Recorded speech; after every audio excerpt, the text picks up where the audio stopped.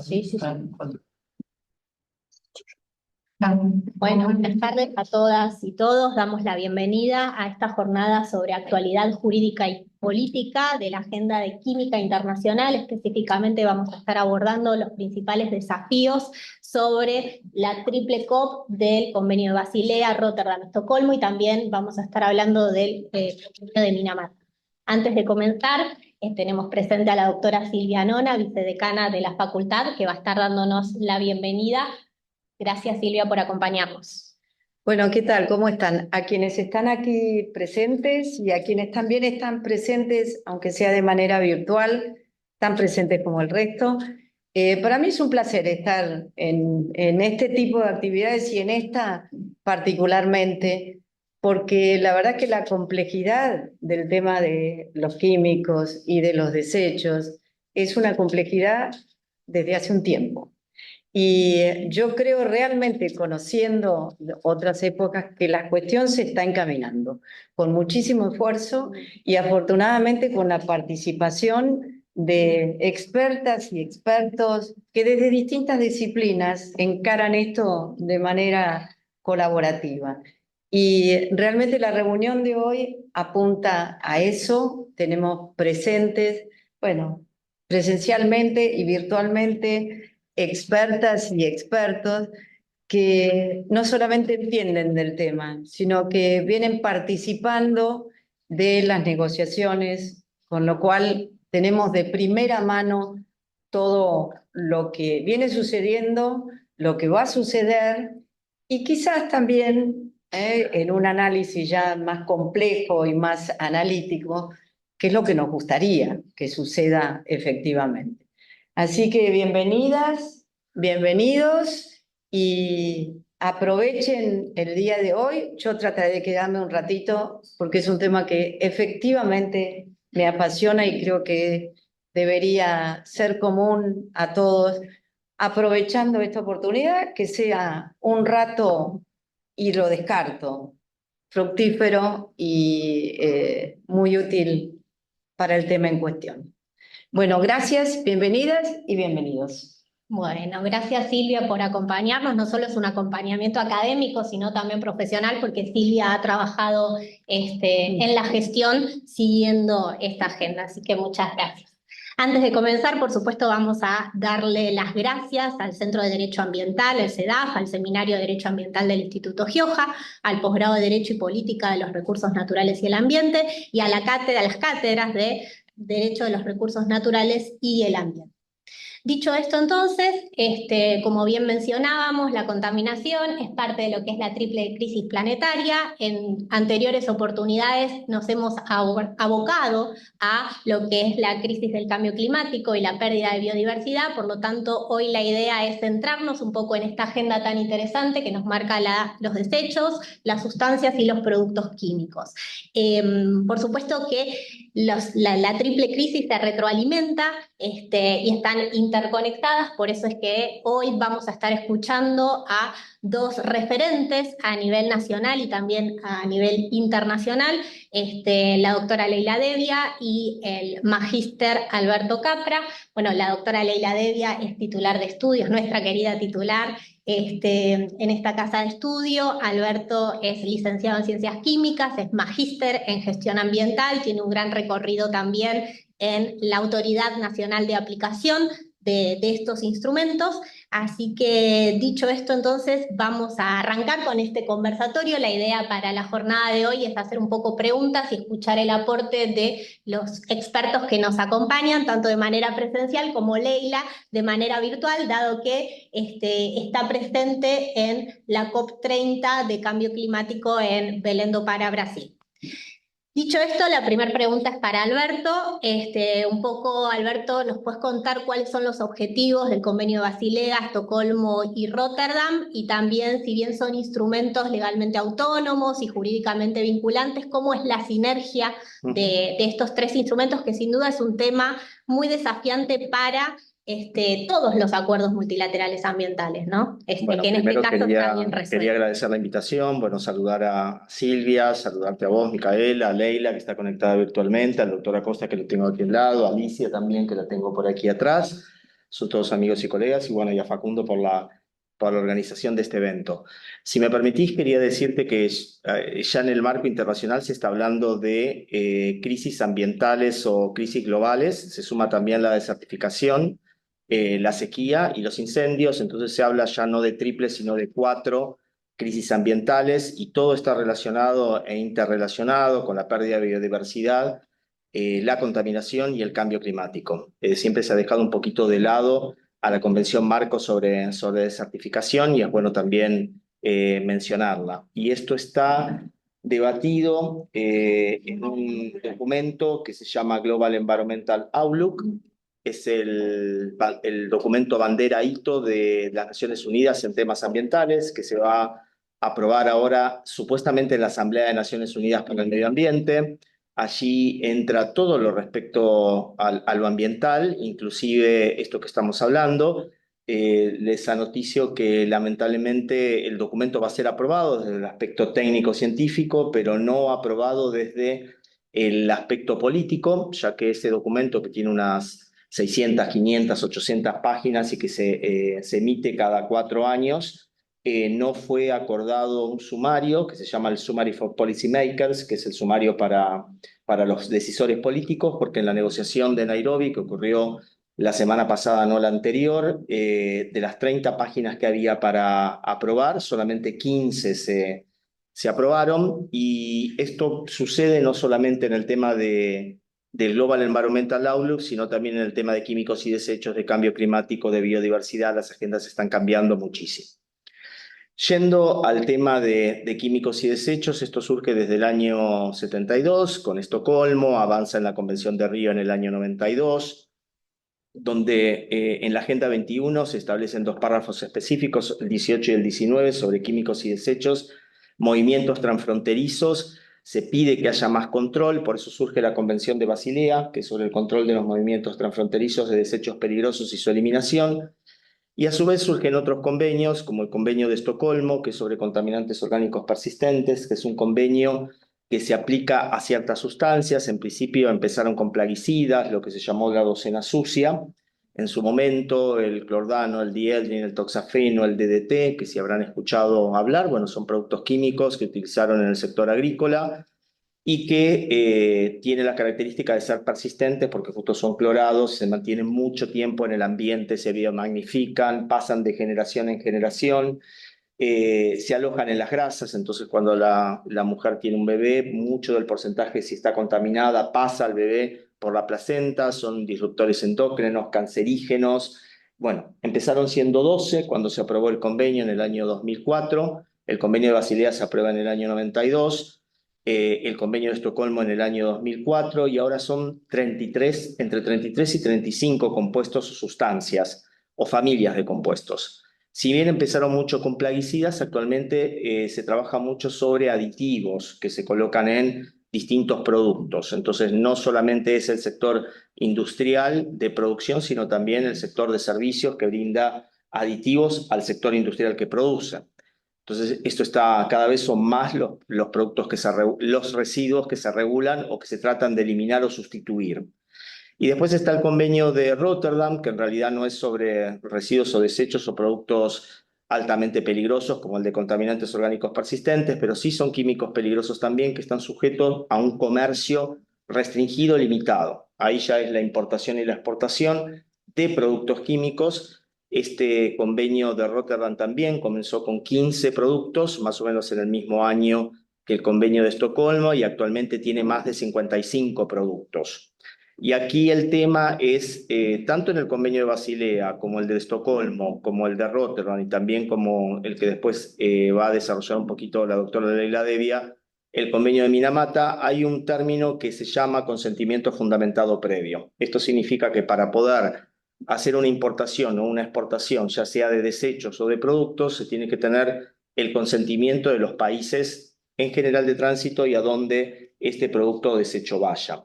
Y se llama consentimiento porque tiene que dar el ok y tiene que ser previo, ¿sí?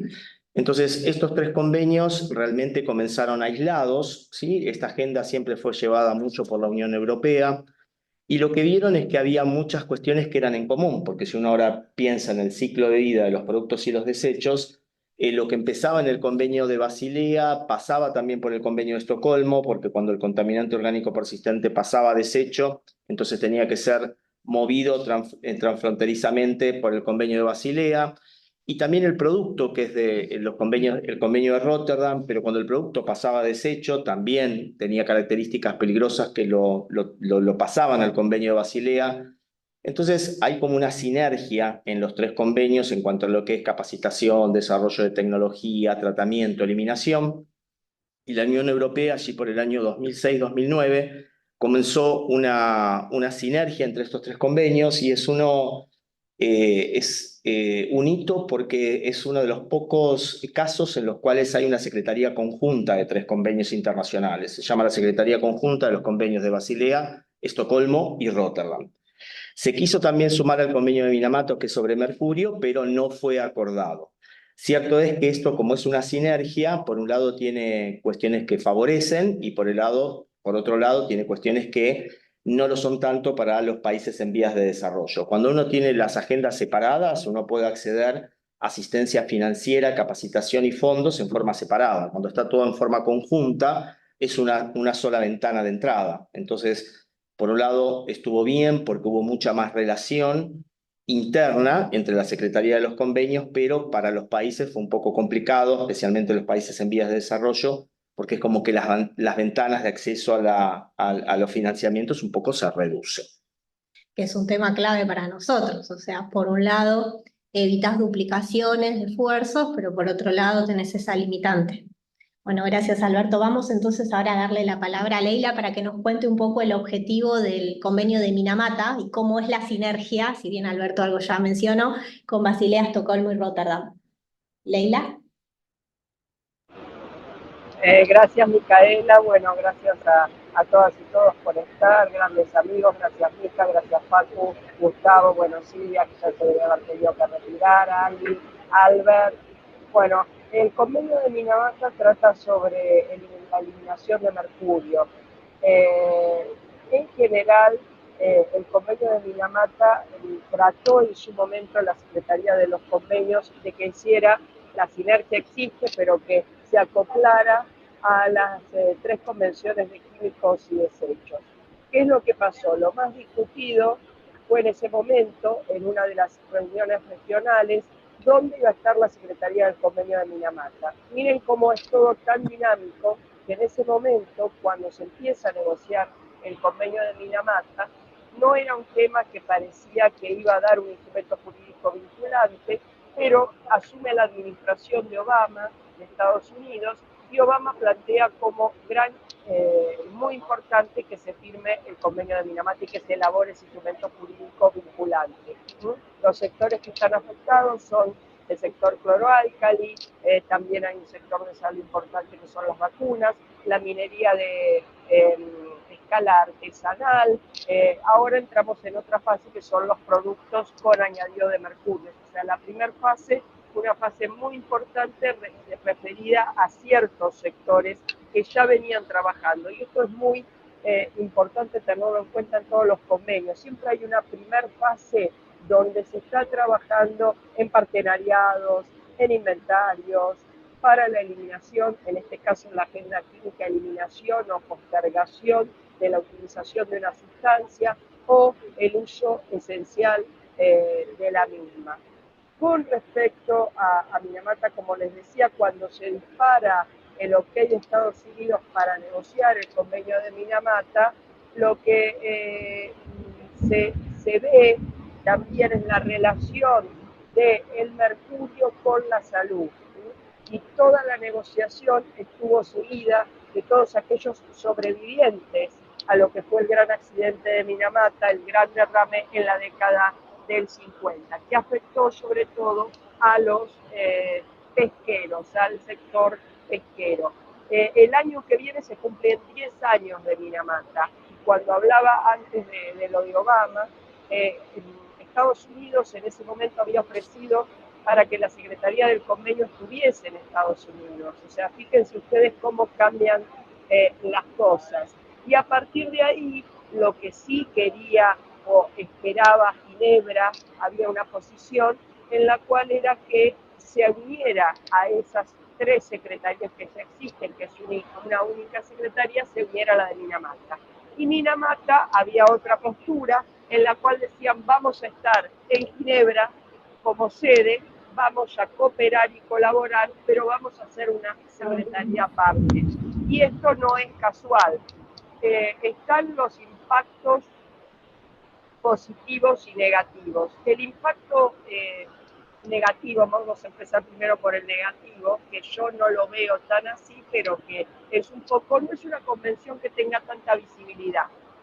Esta última COP, comparada con la COP a la que estoy asistiendo ahora, pero con la COP de los químicos, es como una reunión en la cual hay sectores donde plantean, como se planteó en la última reunión, la eliminación, por supuesto, de mercurio en amalgama ya para el 2034 como definitiva.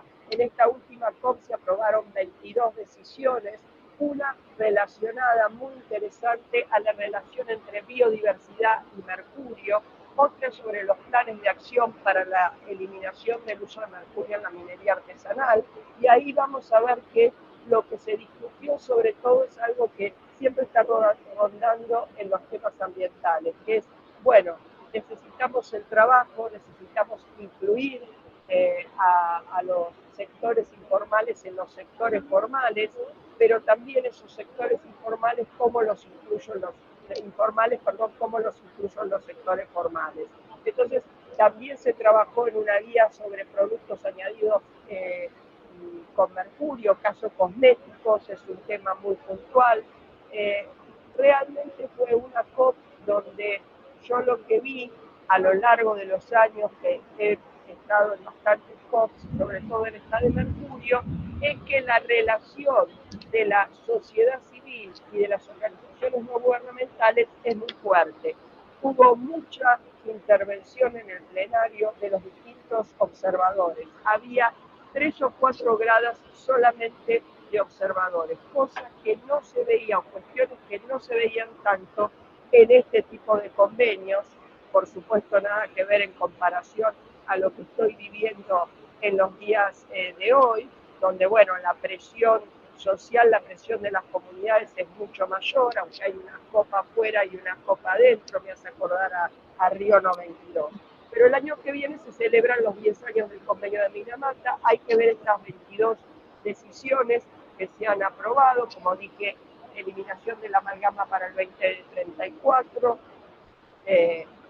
guía de productos añadidos de mercurio, qué es lo que pasa también con las excepciones en los usos esenciales. Entonces, bueno, vamos a ir viendo cómo se van desarrollando todos estos temas. Un CRP muy importante que al final se terminó de cerrar, que fue presentado por Japón, en el cual se relacionan los desechos de mercurio con, o sea, tanto la Convención de Minamata como la Convención de Basilea, y eso plantea umbrales. ¿Por qué digo esto? Porque estas decisiones son muy técnicas, pero tienen un impacto muy grande en lo que es el sector privado. El caso de las vacunas pensamos que iba a ser mucho mayor, y bueno, uno de los temas, esos son las sorpresas de la COP, ¿no? Uno piensa que hay ciertos temas que van a dominar la COP y bueno, y al final dominan otros temas. Bueno, excelente, Leila. Solo para complementar, vos estuviste presente en la última COP, que fue cuándo y en dónde. Sí, la última COP fue en Ginebra del 3 al 7 de noviembre y es donde se aprobaron estas 22 decisiones. Claro, bueno, esta es información súper actualizada, entonces tiene solo algunos días. Bueno, gracias, Leila. Un poco siguiendo con el conversatorio, si bien todos sabemos que la Conferencia de las Partes es el órgano de gobierno de todos los acuerdos multilaterales, un poco nos pueden contar, ya Leila estuvo contando, pero vos, Alberto, podés complementar mencionando, bueno, cómo es la estructura y cómo se organiza el proceso de toma de decisión. En el caso de la triple COP puntualmente, con esta particularidad de los 3 convenios en simultáneo. Sí, en realidad hay conferencias ordinarias y extraordinarias. A veces son ordinarias cuando cada uno trabaja por separado y extraordinaria cuando todas juntas deciden cuestiones administrativas, financieras y técnicas de las 3 conferencias de las partes. Por ahí para los alumnos quería manifestar un poco que no lo dijimos, ¿no? Cada uno de estos convenios lo que tiende es a eliminar la materia, el producto o el desecho del que se trate, ¿sí? Y si no es eliminar, es sustituir, ¿sí? Y si no es sustituir, es de alguna manera trabajar para que se sustituya en un tiempo determinado. Hay algunas excepciones, hay algunas enmiendas en las cuales por ejemplo, se elimina o se pretende eliminar una sustancia, pero hay plazos para la implementación. Y algunos países no están en condiciones de poder hacerlo. Entonces, hay enmiendas o hay excepciones en las cuales los países piden que la agenda se implemente en un tiempo más tardío. Interesante decir, ya que Leila mencionó un poco la conferencia de las partes de Minamata, que en la última conferencia de las partes de Basilea, Estocolmo y Rotterdam, que estuvimos presentes tanto Leila como yo representando al Centro Regional Basilea para América del Sur, que es un organismo que asiste a los países, pertenece a una red de centros que asiste a los países en transferencia de tecnología y eliminación. En el marco del Convenio de Estocolmo, por primera vez se revisó una decisión sobre un producto que es el V328, que se utiliza como aditivo y que tiene un efecto contaminante orgánico persistente, pero es la primera vez que se revisó su decisión de excepción y eliminación en el cual había un determinado plazo y actualmente un país pidió sumarse a una excepción que ya tenían otros países y por primera vez se le aceptó a un país que no había pedido una excepción el tener una excepción a la eliminación de este compuesto que se utiliza mucho, por ejemplo, en productos de aviación. Y en las COPs, que son las conferencias de las partes, se deciden qué productos o desechos sumar al listado que ya tenemos, cuáles modificar. En el caso del convenio de Estocolmo hay restricción, hay eliminación, son 3 anexos los que tiene el convenio y trabaja sobre también algunos productos que se generan se llaman no intencionales, o sea, son productos que en la naturaleza solo se generan a través de incendios o por otros productos químicos que se producen pero que no se tiene la intención en general de generarlos. Y un poco relacionándolo con lo que comentaba Micaela, cada conferencia de las partes, o sea, la conferencia de las partes es el órgano que decide el máximo, pero tiene cuerpos subsidiarios y depende cada uno de los convenios, siempre hay organismos técnicos. En el caso del convenio de Estocolmo y de Rotterdam, tiene organismos técnicos especiales que se reúnen en forma regional, son 25 personas, técnicos científicos, y se pueden sumar de países, y se pueden sumar expertos de la industria, expertos de las universidades, de las ONG. Todos suman un grupo de trabajo, un comité que decide cuándo un nuevo producto o un nuevo desecho se suma a los que ya están en el listado. Entonces, en el caso del convenio de Rotterdam y Estocolmo, tiene unos cuerpos subsidiarios particulares. En el caso de Basilea, no tiene un cuerpo subsidiario que decide así, pero sí tiene pequeños grupos de trabajo. Se organiza en pequeños grupos de trabajo y partenariados. Los pequeños grupos de trabajo se crean por un tiempo determinado para solucionar una temática particular y luego se cierran. Entonces, por ejemplo, en la última conferencia de las partes se creó un grupo de trabajo para actualizar el marco estratégico del convenio de Basilea. Sí, ahora todos los convenios internacionales y todas las agendas tienen marcos estratégicos que tienen objetivos, metas e indicadores. Entonces, el convenio de Basilea actualizó su marco estratégico al año 2030 con nuevos objetivos, nuevas metas y nuevos indicadores. Y en el caso del convenio de Estocolmo se sumaron 3 compuestos químicos más, 1 plaguicida y 2 productos que se utilizan en la industria. Y en el convenio de Rotterdam también se sumaron 2 nuevos productos. Entonces, siempre la conferencia de las partes decide sobre estos productos o desechos en función de los comités técnicos o de los cuerpos subsidiarios que le asisten y le suben de alguna manera las sugerencias de tomar la decisión de incorporarlos o no. Hay productos que por muchos años no se han aprobado. En el caso del convenio de Rotterdam, que es de productos, por ejemplo, el asbesto crisotilo, hay un interés particular por India y otros países de no tenerlo como compuesto regulado en la importación y la exportación, y siempre se presenta por el Comité Técnico para aprobación de la Convención, y nunca se termina aprobando. Y han pasado años y años y esto puede suceder. Es decisión de los países en conjunto de poder tomar la decisión de incorporar un compuesto químico o no. Y otra cosa interesante del mecanismo de decisión siempre se toma por consenso, todo es por consenso. Entonces, si hay un país que tiene alguna cuestión relacionada, algún interés o alguna cuestión política o institucional por la cual no toma una decisión, bueno, si no está de acuerdo, prácticamente las decisiones un poco se paran hasta que en un momento, si las cuestiones llegan a ser muy complicadas, en el caso del convenio de Rotterdam, tiene la posibilidad de votación. Y la votación solamente se ha utilizado una vez en el año 2015 y fue realmente bastante complicada y tediosa y hasta dificultosa, porque para el momento de la toma de decisión también se cuentan las partes, siempre se toman las últimas decisiones, las más complicadas a último momento. Las reuniones, por ejemplo, están previstas para 5 días, después terminan siendo 5 días y medio. Te debe terminar, por ejemplo, un viernes a las 6 de la tarde y es el viernes a las 12 de la noche y se sigue negociando. Las delegaciones ya tienen que volverse porque tienen sus pasajes para ese día a la noche. Entonces, de 150 delegaciones quedan 100 y esas 100, por ejemplo, son las que deciden sobre algo que antes no podían decidir cuando estaban las 150. Y si hay quórum para hacerlo, lo hacen. Entonces, bueno, eso también es un mecanismo de negociación que no es bueno, pero que sucede muchas veces y que bueno, ha sucedido y ha tenido sus consecuencias institucionales y políticas también. Alberto, ¿y la integración de estos comités?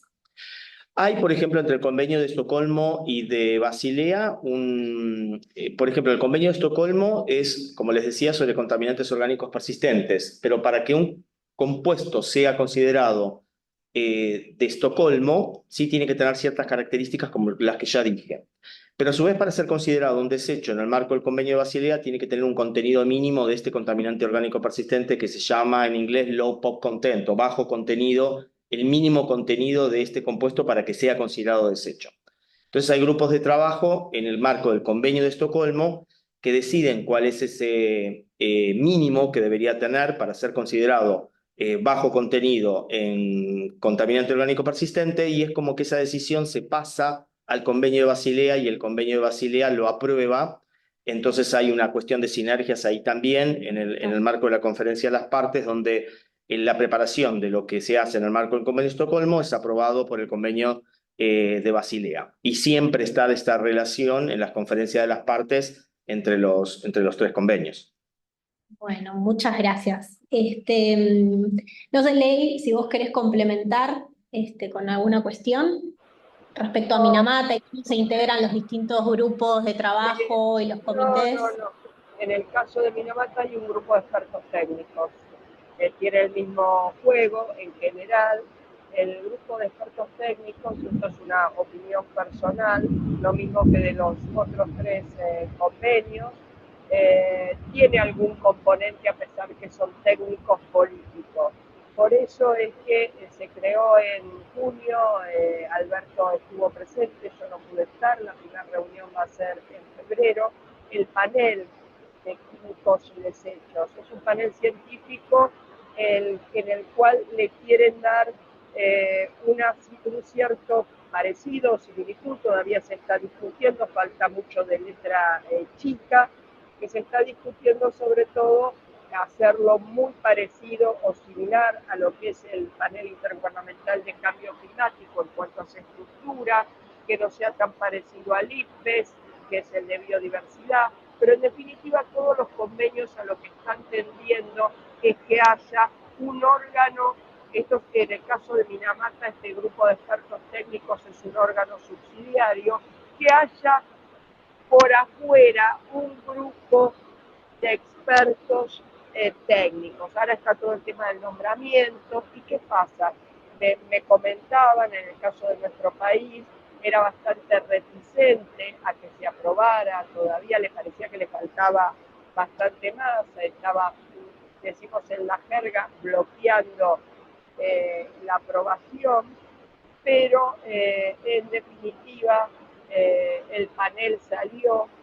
¿Por qué? Porque como en la semana anterior o semanas anteriores no se había podido resolver el tratado de contaminación por plásticos, que no sabemos ahora cuándo va a ser la reunión y cómo va a seguir. El comité intergubernamental sigue vigente. O sea, se pensaba que el tratado de plásticos que fuera aprobado este año. Esto no sucedió, se sigue negociando, y acá me parece que es importante para los alumnos. Entonces, el PNUMA, el Programa de Naciones Unidas para Medio Ambiente, estaba realmente muy presionado, y el gobierno que fue sede de esa negociación del panel estaba muy presionado para que saliera el panel, ya que no había salido el tema de plásticos. No va un poco, por supuesto, es una opinión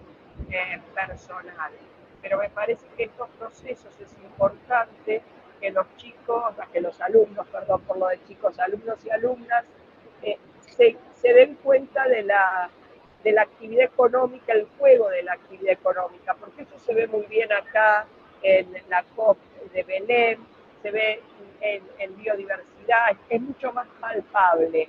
Pero en los químicos estamos hablando de sustancias, de comités técnicos que entran, que salen de un anexo. Bueno, pero piensen que todo eso se usa para la mesa donde están ahora, para, en el caso de los electrónicos, para que yo esté conectada, el mouse que tiene ahí Mica, los teléfonos celulares. Entonces es un mundo económico amplísimo que no se llega a ver. En el caso de los plaguicidas, y esto puede dar fe Gustavo González Acosta, bueno, se usa para todo nuestro sector productivo, sector agroexportador, que es tan importante para la Argentina. Entonces, es un tema muy económico y muy sectorial que nos atañe a todos los elementos, productos y procesos de nuestra vida cotidiana.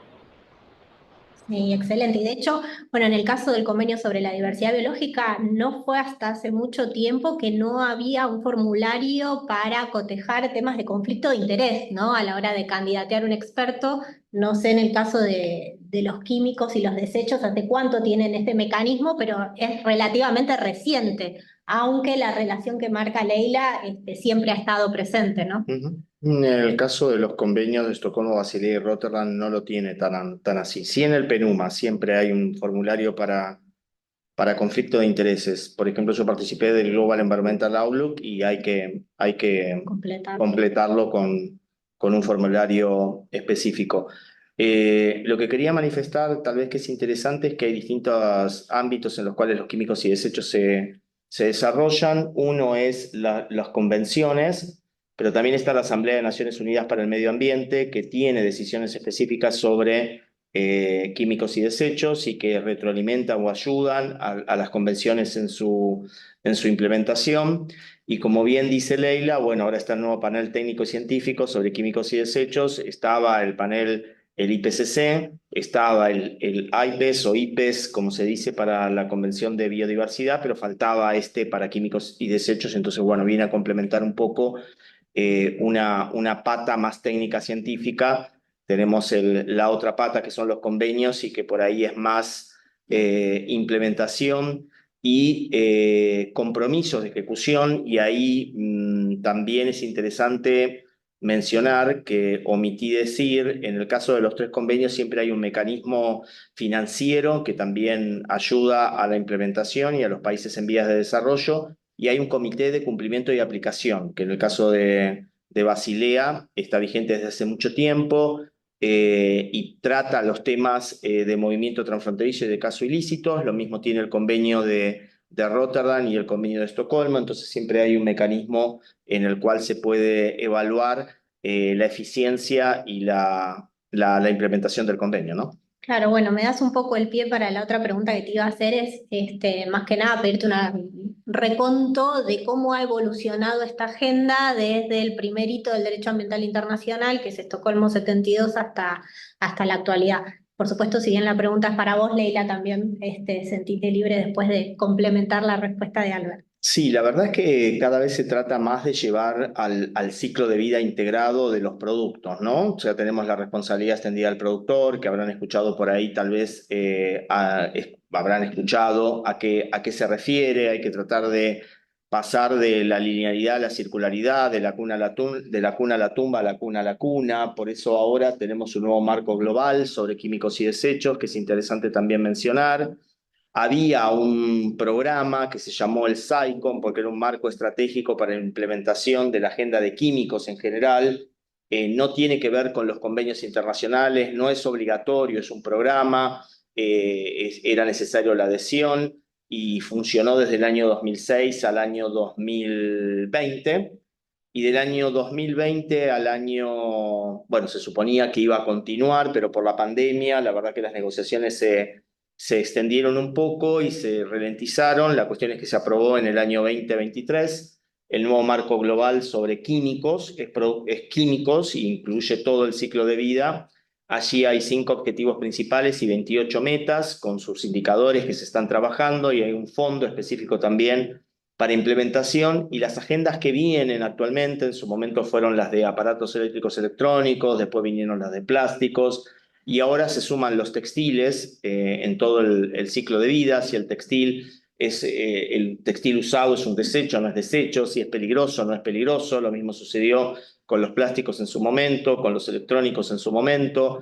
Entonces, está evolucionando mucho el tema hacia la producción más que, o sea, hacia la prevención, tratar de no generar productos químicos peligrosos, y si hay que generarlos, utilizarlos en su menor cantidad posible. O sea, desde el final o desde lo que era la tumba se está trabajando ahora más sobre la cuna, y ese es el avance mayor. También la implementación de la trazabilidad del producto, del desecho.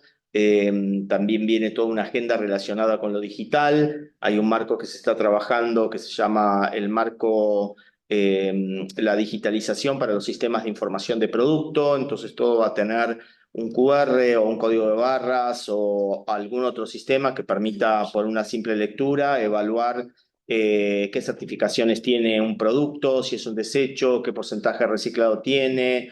Y va a tener como capas para los cuales puedan controlar o fiscalizar la aduana, o por ahí pueda acceder el consumidor a datos claves sobre uso de agua, sobre huella hídrica, sobre huella de carbono, que ya está muy implementado a través del análisis de ciclo de vida. Y ahora lo último que se está trabajando es la huella química, porque justamente el nuevo marco global habla mucho en varias partes de sus metas y sus objetivos, habla de huella química. La huella química no está estandarizada, tiene relación con la cantidad de químicos y la peligrosidad y el ciclo de vida integrado. Y bueno, se armó también se está trabajando en un grupo de trabajo de expertos que lidera el PENUMA para poder llegar a tener una homogeneización y estandarización de lo que es una huella química en el tema de químicos.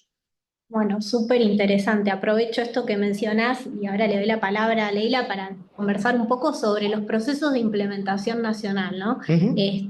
No sé cuáles han sido los principales desafíos jurídicos, institucionales para cumplir con las disposiciones de estos instrumentos, y Leila, ahí te damos la palabra a vos. Gracias, Mica. Bueno, complementando un poco lo que decía la pregunta que le hiciste a Alberto, y después sigo con el ordenamiento positivo local, lo interesante es también ver cómo el convenio de Basilea termina como un pulpo tomando todas las cuestiones de químicos y de productos químicos, porque en definitiva todo va a ser un desecho. Entonces, el hecho en sí de este anexo 2, del cual hablaba Alberto, en el cual se van incluyendo, no para considerarlo peligroso, porque se necesita un PIC, pero sí estar alerta, es que la excepción, la regla es que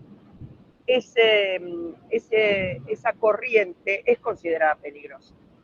O sea, yo tengo que probar lo contrario en cuanto a lo textil, en cuanto al plástico, en cuanto al residuo de aparato eléctrico y electrónico. Entonces eso es realmente como son avances y retrocesos. O sea, cuando empezó Basilea también todo era peligroso. Después, bueno, vinieron los otros convenios y Basilea egoístamente creyó, y los otros convenios también creyeron, que ellos iban a lograr todo el financiamiento dentro de la ventana de químicos del del Fondo Global del Medio Ambiente. Basilea dio una vuelta de tuerca y de haber aflojado un poco, perdón por la expresión poco académica, la canilla, volvió con un movimiento mucho más sutil, en el cual no estoy diciendo que es peligroso, pero en definitiva todos aquellos corrientes de desechos que son peligrosos por la inadecuada gestión, pero no son peligrosos en sí, tienen que estar contaminados. Entonces me parece que es una evolución muy interesante de la de los químicos, silenciosa porque sigue avanzando, como bien decía Alberto. Y otra cosa que quiero tirar sobre la mesa, y que lo dijo muy bien Alberto con respecto a las certificaciones y al pasaporte digital, es que hay que estar muy atento, creo, a estos nuevos acuerdos, a este nuevo acuerdo que firmó Argentina con Estados Unidos, donde hay un punto que hace referencia justamente a los minerales críticos que contienen sustancias químicas y que además pueden elaborarse en productos. Entonces, nada es al azar, nada es al azar. Además, en el tema de químicos, aunque Estados Unidos, en el caso de Minamata, pero en los demás convenios no es parte, tiene una gran influencia, y en estas últimas reuniones el tema de minerales críticos y de distintas actividades ha surgido. ¿Qué es lo que ha pasado en el orden nacional? Nosotros tenemos una ley que está muy, a veces, no, no, no tan querida, pero que yo la quiero mucho, que es la ley 24. Exacto, malquerida, que es la ley 24051, porque en definitiva vino a resolver, con todas las dificultades, viene a resolver los problemas. O sea, de alguna manera se creó un registro, en una época mejor, peor, con más control, con menos control. Hay operadores, hay certificados, bueno, no menciona el certificado de aptitud ambiental, pero sé que existe un documento, y esto no pasa en otros rubros de la legislación argentina. Entonces, además, otra de las cosas en las cuales alguna no coincido es en que las enmiendas de Basilea entran directamente, las enmiendas de los químicos entran directamente al ordenamiento positivo argentino. ¿Qué quiere decir? Que nosotros ya tenemos el tema de corrientes de desechos de plásticos y de residuos eléctricos y electrónicos incorporado en el cumplimiento por parte de Argentina. Pero una de las grandes deudas, no sé si tiene que ser de presupuestos mínimos, en eso yo todavía no tengo una opinión, pero que no es la opinión de la mayoría, por supuesto que plantean siempre el presupuesto mínimo. También con Alberto y también con Gustavo hemos integrado esa mesa intergubernamental de químicos y desechos, donde en el último gobierno de Macri, y luego también esa mesa continuó en el gobierno de Alberto Fernández, aunque sea por online, por el tema de la pandemia, era tener una ley de gestión de sustancias químicas. Y ahí, en esa mesa intergubernamental, del cual uno de los productos era esa ley, que además está en el Congreso, en nuestro Parlamento, además de tener esa ley, se fueron elaborando muchas guías, muchas cuestiones, mucho debate, mucha discusión, y eso es lo importante, con los distintos ministerios, secretarías, dependencias, ahora como se llamen, porque es muy distinta la estructura de la administración pública actual a la administración pública de aquellos años, tanto del gobierno del ingeniero Macri como de Alberto Fernández. Y eso es anterior. Hubo una, por eso no hay nada nuevo bajo el sol. Cuando yo empecé con químicos y desechos, estaba la Comisión Nacional, donde estaba Salud, estaba Industria, con sus distintas denominaciones. Entonces me parece que la mesa intergubernamental es algo que debería, esto por supuesto es un deseo aspiracional, debería continuar. ¿Por qué? Porque además de incorporar todas estas novedades que se van incorporando, también puede tomar hay distintas, ahora me va seguramente a a complementar a lo mejor Gustavo. Hay distintas resoluciones de SENASA, hay distintas resoluciones de agricultura, pero en definitiva lo que se necesita, porque es un poco amplio, por supuesto que en algún momento un sector o un ministerio va a tallar más o va a tener mayor interferencia que otro, según, por eso digo la importancia de los químicos, según también el químico y en el sector donde se utilice ese químico o ese plaguicida. Es fundamental relacionar el químico y la agenda química con el sector donde se utiliza o el sector donde se produce o lo que produce. Y después el tema, por supuesto, de la sociedad civil y de las comunidades que se ven afectadas por la aplicación de los químicos. Entonces el tema de salud y el tema productivo está íntimamente enganchado en esta agenda. Bueno, gracias Leila. Aprovecho también para agradecer la presencia del doctor Gustavo González Acosta, un referente en la materia, no solo desde lo académico, sino también desde lo profesional, dado que acompaña y viene acompañando todos estos procesos desde el SENASA, en este caso. Por favor, no, gracias por la invitación y complementando lo que decía Leila, arduos trabajos hemos llevado a cabo, inclusive una de las propuestas era la de armonización, de designación de sustancias, que muchas de ellas en la generación y producción de agroquímicos tenían distintas clasificaciones y denominaciones que no eran de carácter uniforme ni que hacían dudar en relación a los grados de peligrosidad. Hemos, como resultado de una de las políticas adoptadas con continuidad, fue adoptar el sistema globalmente armonizado de identificación de sustancias que nos va a permitir, va a entrar a regir el 1 de enero del 26, donde algunos ya lo sabrán, pero si no lo ponemos de manifiesto, que había 3 líneas de identificación de sustancias: línea verde, línea amarilla, línea roja, que no necesariamente la verde era de carácter inocua, sino que podría malinterpretarse en el mercado esa forma de denominación y de identificación que ahora se ha unificado por parte de SENASA, por lo menos, en la identificación de sustancias. Así que coincidiendo plenamente con esta visión de Leila en relación a la necesidad de una ley nacional y la aplicación del sector, porque uno de los problemas también ahora, la aplicación de agroquímicos, que hay un proyecto de ley de presupuesto mínimo, que también es un gran desafío de aprobación y unificación de criterios del sector productivo, la sociedad civil, los académicos, y bueno, también la administración o las agencias. Así es que coincidimos en este enfoque y en el problema en sí.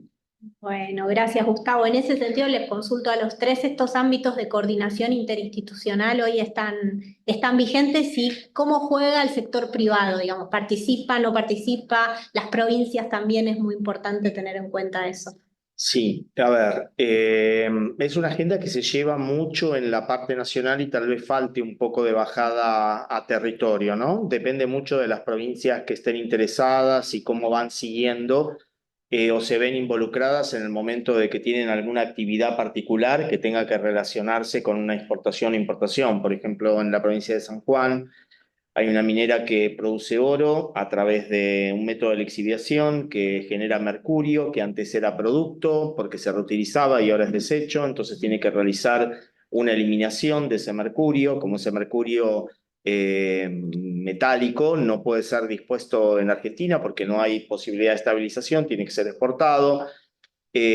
Para su estabilización en Suiza y su eliminación en una mina de sal en Alemania.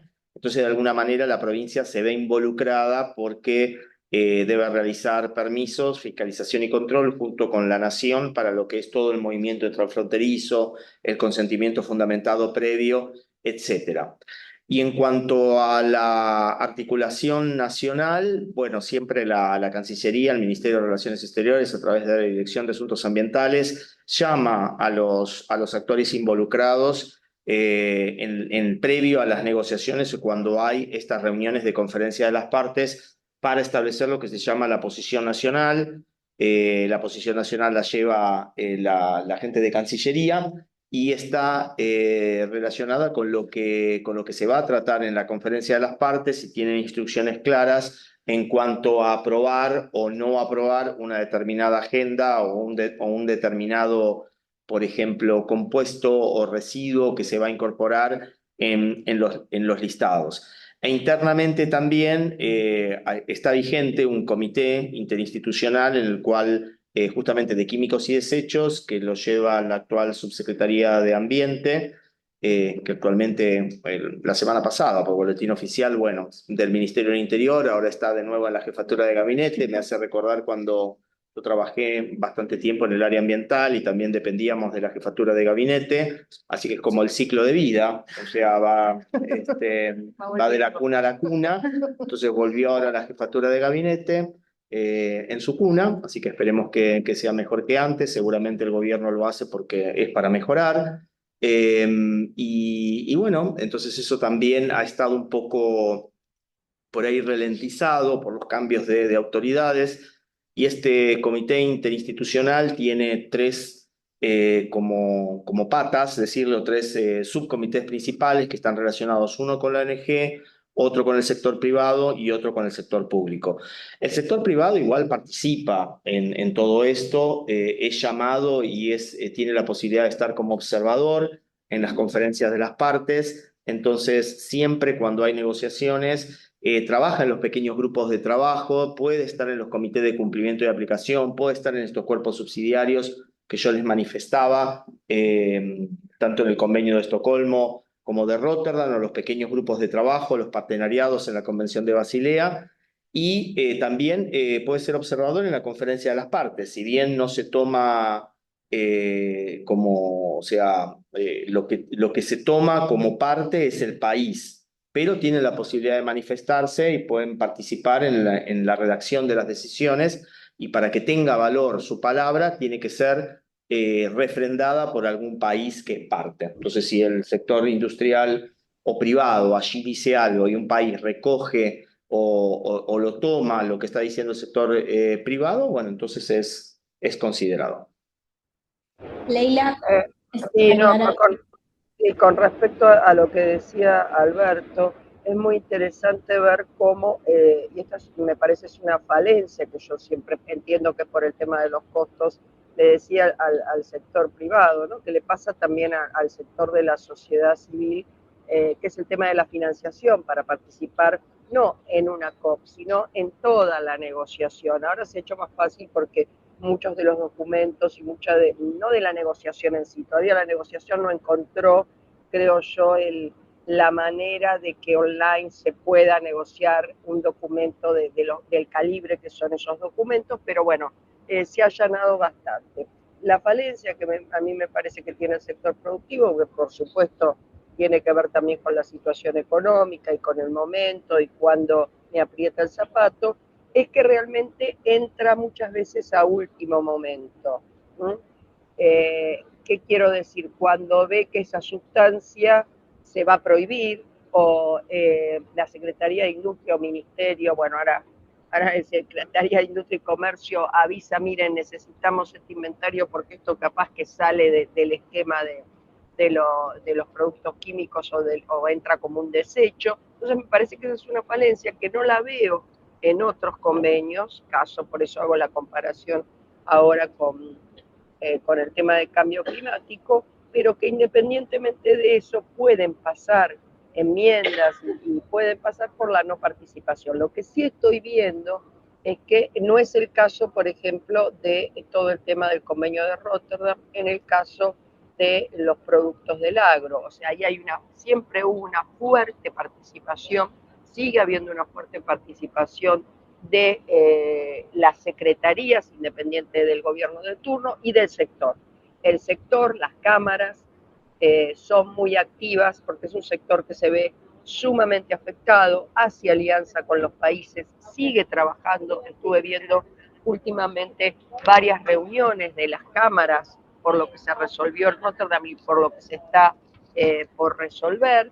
Así que, bueno, ese es un sector que trabaja de una manera muy dinámica. Por otro lado, sí lo que estoy viendo, esto por supuesto es una observación, no solamente en esta COP donde hay una relación muy estrecha de la sociedad civil y de las comunidades impactos del cambio climático, sino, creo que lo dije, si no lo vuelvo a repetir, en la Convención de Minamata, en la última COP, había 3 gradas de observadores con comunidades, universidades, cosas que no veíamos a los principios de la COP. Siempre, por supuesto, hay participación. Entonces, ¿por qué digo? Porque esto es una pinza. Tenemos un sector productivo que cada vez más, con algunas falencias, cuando le toca el bolsillo o le toca el producto que se va a eliminar, empieza a participar, y la sociedad civil, más allá de que no sea vinculante, y esto también lo da un poco el acuerdo de Escazú, cada vez pide más información, cada vez pide y solicita más medidas. Entonces, me da la sensación que es un momento bisagra de todos los acuerdos multilaterales medioambientales, donde va a jugar mucho la cuestión comercial, totalmente, preponderantemente la cuestión comercial y de propiedad intelectual, y bueno, la geopolítica en este caso, y además, por otro lado, se va a enfrentar con una sociedad, o con partes, porque por supuesto no son todos. Eh, el domingo hicimos una excursión a la Amazonia, entonces el chofer y el guía nos decían, bueno, esto es la verdadera COP, este es el verdadero sufrimiento, lo que está acá, o los eventos, no es realmente lo que le está pasando a la gente con respecto a cada temática ambiental, ¿no? Y pasa lo mismo un poco con los químicos. Yo creo que los químicos se están despertando en ese sentido, y en las últimas reuniones yo observé una mayor participación de la sociedad civil, que para mí también está relacionada y se va cada vez a anclar más en las opiniones consultivas, en las pasadas y en las futuras. O sea, esto va a ser un sistema que va a haber que seguirlo muy de cerca, porque todo va a estar estrechamente relacionado. Bueno, excelente Leila, porque me das el pie un poco ya para ir finalizando y cerrando con esta jornada. Y en ese sentido les quería preguntar, desde el punto de vista técnico y jurídico también, para ustedes, ¿cuál es el mayor desafío de esta agenda en los próximos 10 años? Ya no digo 2030, digo 2035. Sí, el mayor desafío es la implementación de las metas y los indicadores, ¿no? El nuevo marco global de químicos que mencioné, que entró en vigor, es con metas y objetivos al 2030 y al 2035. Y para esto hay que tener financiamiento para la implementación. Hay muchos objetivos en los cuales se va a necesitar equipos técnicos, se va a necesitar poder tener laboratorios específicos, centros toxicológicos. Esto tiene que ver mucho con la salud, y me hace acordar Leila porque lo mencionó en el tema de Minamata. El objetivo de los convenios estos siempre es protección del ambiente y la salud de las personas, pero para ver la salud de las personas, bueno, hay que tomar muestras de sangre, hay que tomar muestras y análisis en el ambiente también. En el tema de plásticos, por ejemplo, que he venido la semana pasada y la anterior, estuve en Mendoza y Bariloche y se hicieron las primeras determinaciones de plásticos, macroplásticos y microplásticos en aguas, y esto es posible a través de un financiamiento que obtuvimos de una agenda internacional, una pequeña donación, en la cual permite comprar los equipos para poder desarrollar la metodología y las tecnologías, y también permite financiar los pasajes, el traslado, la estadía de las personas para poder hacer las determinaciones, y van a ser los primeros datos específicos que tenga el país de un organismo nacional. Si bien hay investigadores, por ejemplo, del CONICET, que hacen también investigación y que tienen algunos análisis, no está centralizado ni está de alguna manera hecho por el Estado Nacional. Entonces, siempre es un desafío la capacidad de infraestructura más que la capacidad técnica, porque el país capacidad técnica siempre tuvo. El tema es la infraestructura en laboratorios y la infraestructura en la capacidad de fiscalización y control de las autoridades competentes, en este caso el área ambiental, que pensemos que fue primero bueno, en el año 92 siempre fue algo en el marco del Estado Nacional. En el año 92 se creó como secretaría pasó por distintos ministerios, llegó a ministerio, después Secretaría de Gobierno, después Ministerio de nuevo, ahora es una subsecretaría. Entonces, esto hace que por ahí la capacidad de fiscalización, sobre todo, y de implementación sea un poco más compleja. Entonces, creo que ese es un desafío también bastante importante. Más ahora que este nuevo gobierno tiene la intención, igual que tuvo el gobierno de Macri en su momento, de ser parte de la OCDE o la OSD, que son los organismos, los estados que se autodenominan más desarrollados en cooperación y desarrollo. Y bueno, para ser parte de la OCDE hay que tener una agenda ambiental importante y bueno, hay que atenderla. Aunque dentro de la OCDE también hay países que ya están retrayendo un poco su agenda ambiental, principalmente Estados Unidos, que es parte de la OCDE, que tenía toda una agenda ambiental implementada muy importante y con el último gobierno, bueno, esa agenda ha ido en retroceso. Entonces, de los 8, 7 que siempre fueron parte de la OCDE, también hay una cuestión ahí de ver el tema de financiamiento, sobre todo Estados Unidos, que financiaba estas agendas ambientales, ahora no las está financiando. El tema de la Unión Europea también, que tiene sus problemas, y la derivación de fondos al tema de armamento o de potenciar las capacidades bélicas de los países y de aumentar los fondos internacionales o los fondos de los países para estas agendas, porque lo ven necesario ante una nueva geopolítica, hace que el desafío sea mucho mayor.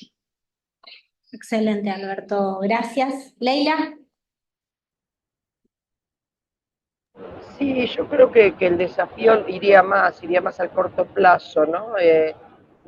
A 10 años realmente los escenarios pueden cambiar, porque los escenarios son muy dinámicos en ese sentido. Yo lo que creo, como bien dijo Alberto, que está bien, también intentamos desde el gobierno de el expresidente fallecido Carlos Menem ingresar a la OCDE, luego con Macri también, ahora estamos, o sea, el ingreso a la OCDE no es tan sencillo, pero independientemente de nuestro ingreso a la OCDE, o sea, lo que yo siempre me pregunto es, bueno, el mundo, porque la Unión Europea también está en un principio de retroceso en el cumplimiento de las normas ambientales en general. De hecho, en sí, estaba leyendo este fin de semana que la Unión, ustedes saben que otro de los temas que tenemos muy candentes es que en diciembre se firmaría el acuerdo, se terminaría de ratificar el acuerdo Unión Europea-Mercosur. Pero lo que decían en este artículo y lo que están viendo muchos analistas es que para la Unión Europea es como un salvavidas el Mercosur. Pero por otro lado, un salvavidas.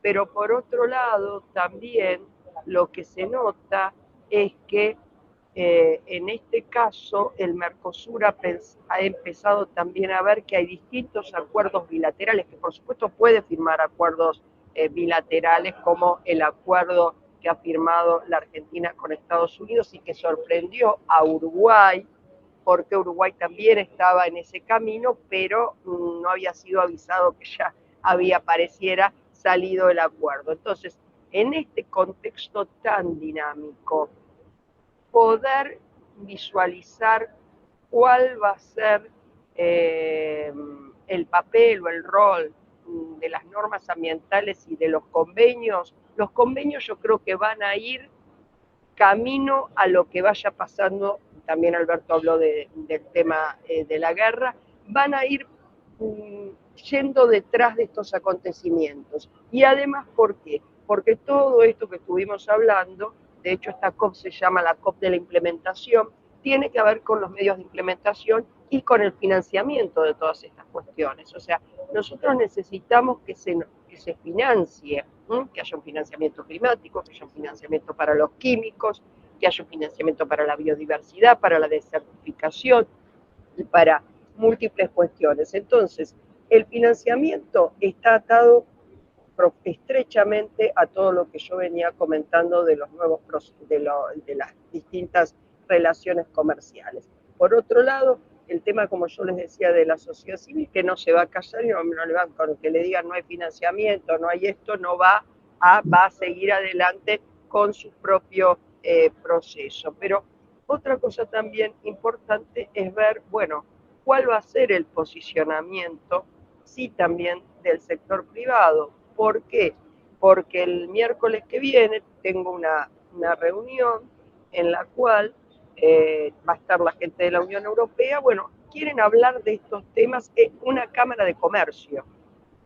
Uno dice, bueno, entonces las cámaras de comercio, esta es la argentino-francesa. ¿Qué significa? Sabemos que Francia es uno de los detractores del acuerdo Unión Europea-Mercosur. Después ahora mientras los estaba escuchando, estaba leyendo el tema de los exportadores de soja preocupados por el nuevo acuerdo con Estados Unidos. Entonces, quiero decir que para mirar, nosotros podemos, con Alberto, con Gustavo, vamos, se prohíbe esta sustancia, no se prohíbe, este es el límite, este es el umbral, bueno, se incorpora al anexo 2 esta herramienta del consentimiento fundamentado previo para plásticos, bueno, después lo vamos a implementar, hacemos un inventario, van a recoger los plásticos, los desechos de plásticos en alta montaña, pero en definitiva todo eso para que después se haga realidad, aunque se hacen pequeñas, se trabaja muchísimo, está atado, me parece a mí, a todo este amplio espectro y cosas que, por supuesto, otras cuestiones que seguramente se me escapan en este momento y que se nos van a escapar a todos. Entonces hay que estar